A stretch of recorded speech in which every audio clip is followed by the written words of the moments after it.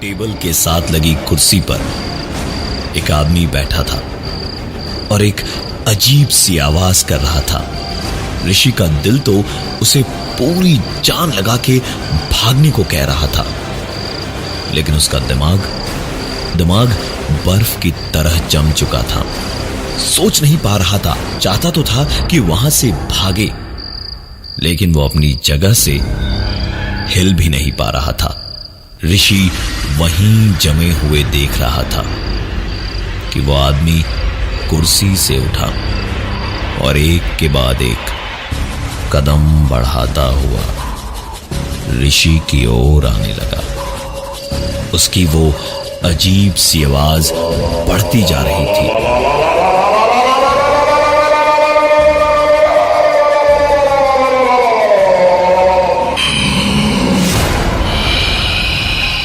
और उस आदमी ने धीमे धीमे 2 कदम ही बढ़ाए होंगे। ऋषि किसी तरह दोबारा उठकर कमरे से बाहर भागा तो कमरे की रोशनी से बाहर अंधेरे में लकड़ी के फर्नीचर से टकरा के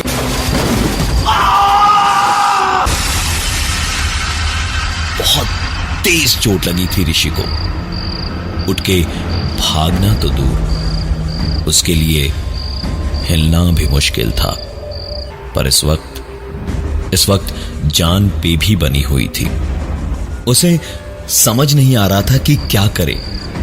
तभी अंधेरे में नजर गई एक कोने पे, जहां कुछ फर्नीचर्स ऐसे रखे थे जिसके पीछे आराम से छुपकर ऋषि बैठ सकता था। रेंगते हुए, खुद को घसीटते हुए ऋषि उन फर्नीचर्स के पीछे गया और वहां दुबक के सांस धीमी करके बैठ गया।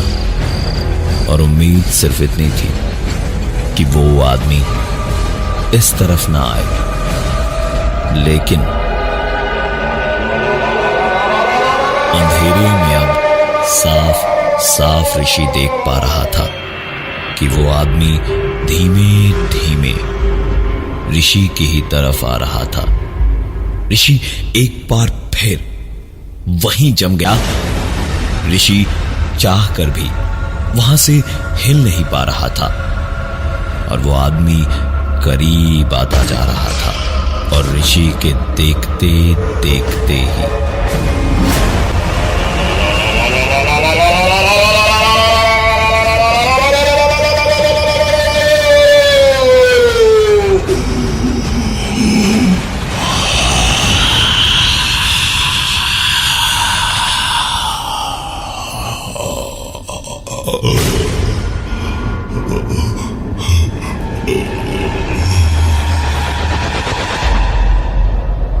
अब वो आदमी ऋषि का गला पकड़े हुए उसकी आंखों में आंखें डाल के जिस कदर देख रहा था, ऋषि की आंखों के सामने अंधेरा छाता जा रहा था और धीमे धीमे ऋषि बेहोश हो चुका था।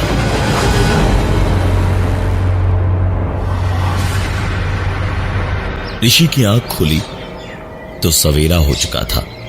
उस अंधेरी लाइब्रेरी को दिन में ऋषि ने देखा तो अपनी आंखों से उसने हर एक कोने में धूल की एक मोटी परत देखी। लकड़ी के हर टुकड़े को दीमकों ने कुतर के भुरभुरा कर रखा था।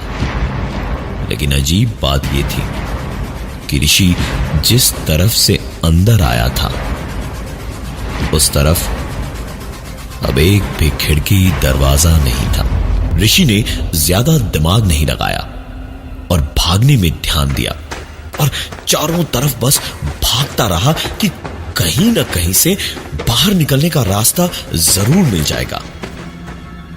ऋषि जब एक आसानी से तोड़े जा सकने वाले दरवाजे के पास पहुंचा तो उसे तोड़ने के लिए कुछ ढूंढ ही रहा था इधर उधर, जब एक कबूतर आकर उसके सामने गिरा। कबूतर बुरी तरह तड़प रहा था। जैसे बस अगले ही पल उसकी जान निकल जाएगी। पर फड़फड़ाता हुआ वो कबूतर आखिरकार अपनी जिंदगी से आजाद हो गया और ऋषि उसे देखता हुआ बस मामा जी की कही हुई एक बात को याद करने लगा।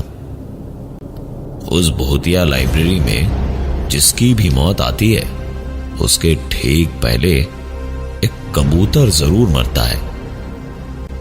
ऋषि के दिल में इस बात को याद करके एक खोखला सा डर बैठ गया था।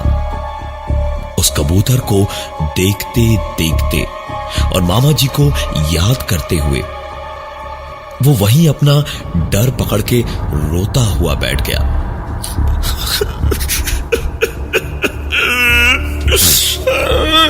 कितनी बड़ी गलती हो गई मुझसे। लेकिन कुछ ही देर में खुद को संभाला और उठ के बस उस जर्जर हो चुके दरवाजे को तोड़ने ही वाला था जब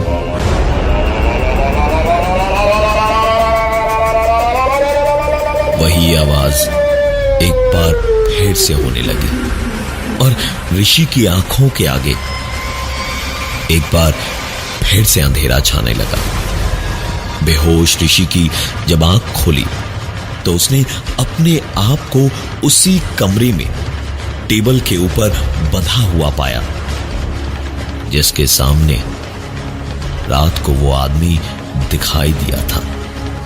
टेबल पर बंधे हाल में ही ऋषि ने देखा कि वही आदमी खड़ा था और अब दिन के उजाले में ऋषि ने साफ साफ देखा कि वो कोई और नहीं उसके मामा जी ही थे। ऋषि के मामा जी उन लोगों में से थे जो समाज के रूढ़िवाद का शिकार हुए थे। उन्होंने शादी नहीं की थी क्योंकि उनकी सोच इस देश के शहरों में भी ना मानी जाती तो उस छोटे से गांव में कैसे कोई मान लेता। वो समलैंगिक थे। इस बंद पड़ी लाइब्रेरी को खुलवाने की बड़ी कोशिशें की थी उन्होंने कि गांव के बच्चों का भला हो, लेकिन कोई फायदा नहीं हुआ।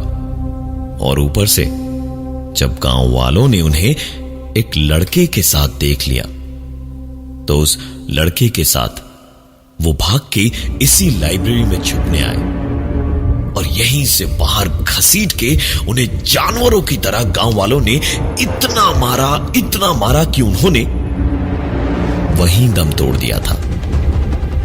उनकी लाश वहीं सड़ती रही और चील, कौवों और सियारों ने उनका क्रियाक्रम होने लायक भी लाश को न छोड़ा। बंधे हाल में ही ऋषि को एक आवाज उसके कानों में सुनाई दी। दुनिया वालों ने तो क्या, घर वालों तक ने मुझे नहीं समझा कभी।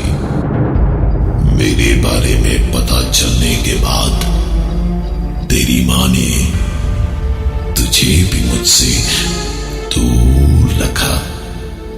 मैं किसी को नहीं छोड़ूंगा।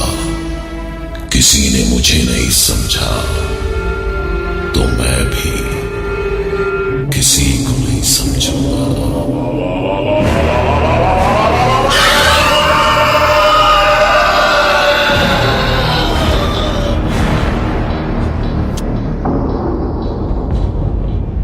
गांव में आज भी वो लाइब्रेरी बंद पड़ी है।